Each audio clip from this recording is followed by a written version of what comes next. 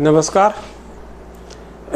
ओम सच्ची जनवाणी चैनल पर आपका स्वागत है। चैनल को सब्सक्राइब कर लें। आपको वीडियो तुरंत मिलेगी। वीडियो सब्सक्राइब करें, शेयर करें, लाइक कमेंट करें। कमेंट करने से आपका विचारों को पता लगेगा, शेयर करने से अधिक साथियों तक जाएगी। रिटायरी साथियों को मोबिलाइज मोटिवेट करेंगे, हमारे व्यूज़, इशूज़ और न्यूज़ प्रोपोगेट होंगे।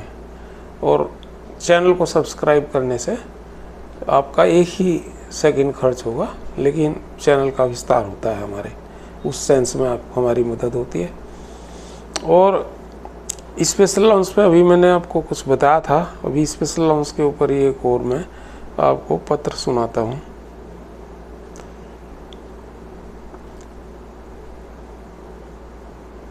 जो मैडम सीतारमन को लिखा गया है। बहन निर्मला सीतारमन, माननीय वित्त मंत्री, भारत सरकार, नई दिल्ली। आदरणीय बहन, स्पेशल लॉन्च पेंशन में एक बड़ी कील है। स्पेशल लॉन्च यह बेहद संवेदनशील और साथ ही सदमे का विषय है कि 1/11/2012 से बैंक कर्मचारियों और अधिकारियों के मूल वेतन का एक निश्चित प्रतिशत काटकर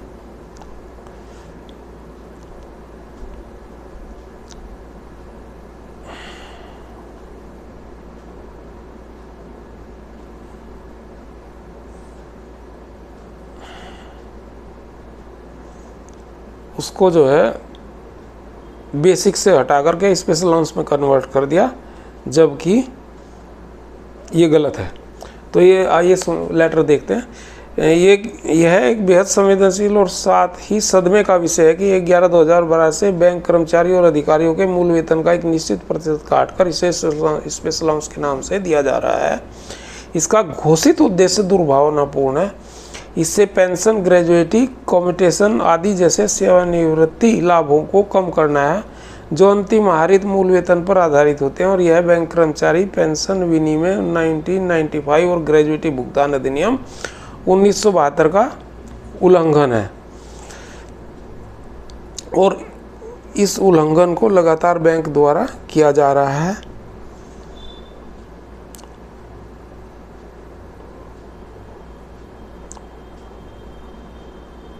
बिना ये बात सोचे हुए कि किस प्रकार बैंक के स्पेशल लॉन्च वाले साथियों को इससे भारी नुकसान हो रहा है। हालांकि बैंकों या अन्य जगहों पर भी जो भी वेतन घटक हैं, उनका उद्देश्य परिभाषित है। बैंकों में house rent allowance, city compensatory allowance, special assistant allowance, key holding allowance, दफ्तरी allowance, cash peon allowance, washing allowance आदि जैसे कई भत्ते निर्दिष्ट उद्देश्यों या अतिरिक्त कार्यों के लिए लंबे समय से प्रचलन में है। और ड्यूटी से संबंधित भत्ते को पहले स्पेशल अलाउंस कहा जाता था, अब इसे स्पेशल पे कहा जाता है। और ये टर्मिनल लाभों के लिए पात्र है। 1/11/2012 से मूल वेतन का 7.75% से 11% की कटौती करके इसे स्पेशल अलाउंस का नाम दिया गया है, जिसका कोई परिभाषित उद्देश्य या अतिरिक्त कार्य नहीं है।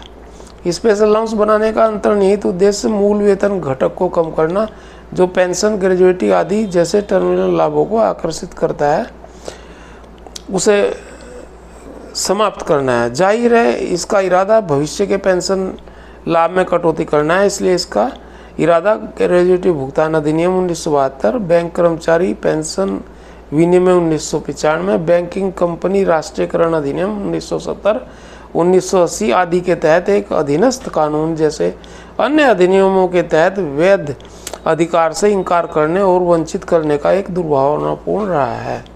बैंकों और यूनियनों ने भारतीय विवाद अधिनियम 1947 के तहत इस तरह के समझौतों को औपचारिक रूप देने के लिए मिलकर काम किया है, जिससे बैंकों में पेंशन की मात्रा कम करने के लिए बैंकिंग कंपनी राष्ट्रीयकरण अधिनियम 1970, 1980 के तहत बने बैंक एम्प्लॉइज पेंशन विनिमय 1995 और ग्रेजुएटी भुगतान अधिनियम 1972 जैसे अन्य अधिनियमों को दबा दिया गया है, सप्रेस कर दिया है उन्हें।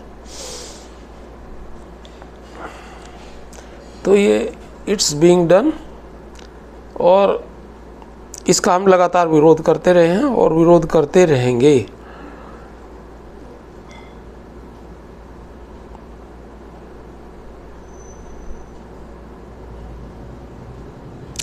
ऐसे ही 7वें वेतन समझौते में 1498 से 1616/1684 सूचकांकों पर 2 वेतनमान तैयार किया गया। 1684 सूचकांकों के आधार पर वेतनमान पर वेतन दिया गया और पेंशन पात्रता 1616 सूचकांकों के आधार पर वेतनमान पर तय की गई, जो कि अंतिम आहरित वेतन से काफ़ी कम होता था। भारी विरोध के कारण इसे 1/5/2005 के से विपथन कहते हुए हटाया गया और बाद में माननीय सर्वोच्च न्यायालय ने भी इसे पूर्वव्यापी प्रभाव से रद्द कर दिया और अप्रैल 1998 से अप्रैल 2005 के बीच प्रभावित पेंशनर्स को 9% ब्याज के साथ बकाया पेंशन राशि भुगतान करने का आदेश दिया गया, जिसपे कि इन्होंने बाद में लेवी भी मांग ली थी। रिटायरी संगठनों ने ये लेवी एकदम मांग लेते हैं। तुमने इसमें कराई था क्या? ये तो कोर्ट ने, सुप्रीम कोर्ट ने करा था। और जिन लोगों ने ये कराया था, जो लोग केस लगाया था, उनके साथ तुम खड़े भी नहीं थे, उन्हें बाहर निकाल दिया था यूनियन से भी तुमने, जैसे हमारे खिलाफ भी आप लोग करते रहते हो। पेंशन विकल्प लेते समय बैंक कर्मियों ने 50% पेंशन का आधार बनने वाले तत्कालीन वेतन और भत्ते को ध्यान में रखते हुए पेंशन विकल्प चुना था और पेंशन आरबीआई और केंद्र सरकार में पेंशन नियमों में प्रचलित निर्दिष्ट नियमों और शर्तों पर बैंकों और बैंक कर्मियों के बीच एक पारस्परिक लेन देन का समझौता था, सौदा था, जिसे आपने भंग किया है एक तरह से। आप तो लगातार भंग कर रहे हो समझौतों को और उनके कुतर्क फिर पेश करते हो तुम।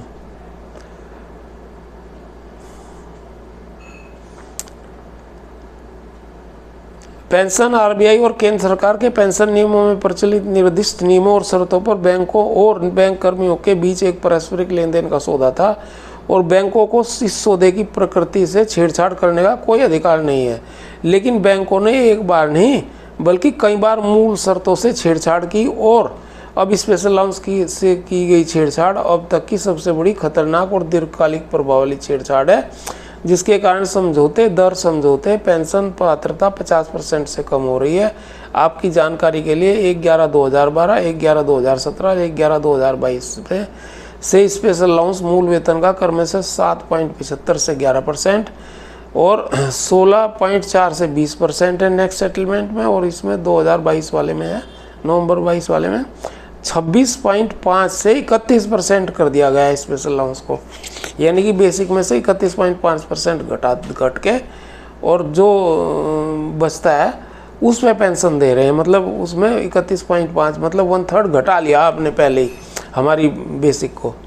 परिणाम स्वरूप पेंशन 1/11/12, 1/11/17, 1/11/22 से क्रम से 50% से घटकर 45%, 42 और अब 35% रह गई। वैसे तो आपने 31.5% करा है ना, तो उससे 35% हो जाती है बेसिक की 35, मतलब 50% के बजाय बेसिक की 35 रह जाएगी। 3 बार वेतन संशोधन के बावजूद इस प्रकार पेंशन लगभग नवंबर 2012 से पहले के स्तर पर बनी हुई है।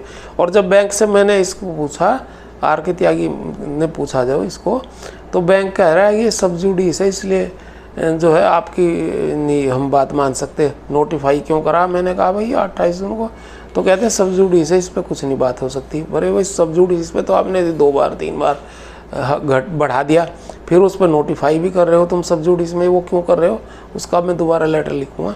लेकिन बैंक के पास जवाब थोड़ा ही गोलमोल झूठा जवाब देता है। इस स्पेशल अलाउंस के प्रचलन से पेंशन 50% से कम होती रहेगी और 3/4 वेतन समझौतों में यह घटकर 50% से 20% हो जाएगी और 2042 के वेतन समझौते के समय पेंशन के लिए पात्र बैंक कर्मचारी समाप्त हो जाएंगे। स्पष्ट शब्दों में यह कहना गलत नहीं होगा कि पेंशन की मात्रा को 10वें वेतन समझौते 6वें संयुक्त नोट के स्तर पर रोक दिया गया है और यह जारी रहेगा। यह इस तरह बैंक के कई लाख पेंशनर्स के अरबों रुपए लूटने की एक छद्मी दीर्घकालिक योजना को अंजाम दे रही है। केरल उच्च न्यायालय की एकल न्यायाधीश पीठ ने स्पेशल अलाउंस को अवैध ठहराया है। अपील डबल बेंच के समक्ष है। पेंशन स्पेशल अलाउंस के खिलाफ देश भर के विभिन्न उच्च न्यायालयों में 14 याचिकाएं लंबित हैं, वैसे 17 हैं, 14 लंबित हैं और 3 ने इंटरवेंशन एप्लीकेशन डाल के, जो झूठ बोल करके इन्होंने IBA ने दिखाई नहीं थी।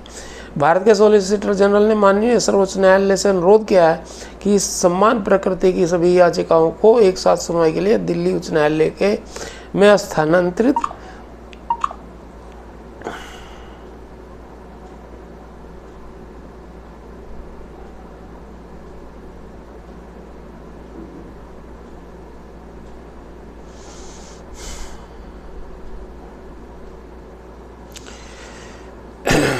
सॉलिसिटर जनरल ने माननीय सर्वोच्च न्यायालय से अनुरोध किया कि इन समान प्रकृति की सभी याचिकाओं को एक साथ सुनवाई के लिए दिल्ली उच्च न्यायालय में स्थानांतरित कर दी जाए और यह सभी सुनवाई की प्रक्रिया में है। ये ट्रांसफर पिटीशन 1394 की बात है।